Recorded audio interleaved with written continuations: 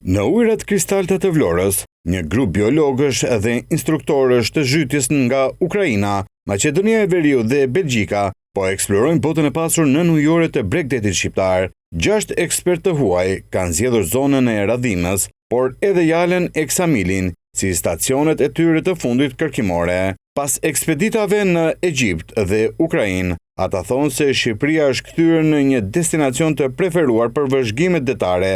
Sipas tyre, kjo periudhë e vitit është ideale për zhytje, kur uji është i pastër, ndërsa fauna lëviz drejt zonave të cekta. Ne zhytemi thjesht për qejf dhe për të parë botën në ujore, peshk, oktapod, gur, çdo gjë të gjallë. Shqipëria ka det të mrekullueshëm dhe jetë në ujore shumë të pasur. Çdo ditë dalim në det për zhytje dhe gjithmonë gjejmë diçka të re. Më pëlqen gjithçka në Shqipëri.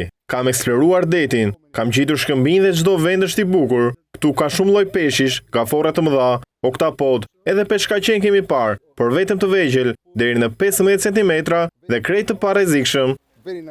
Edhe Darja nga Ukraina, e cila ka ardhur për të tretin vit me radhë për zhytjen në vendin ton, thekson veçantinë e natyrës shqiptare.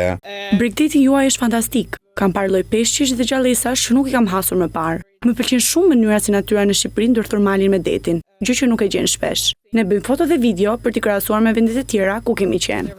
Ekspertët e huaj thonë se biodiversiteti i Bregdetit shqiptar është i pasur dhe ende pjesërisht i pa eksploruar, duke kthyer vendin në një pikë tërheqëse për biologët detar dhe aventurierët në ujor.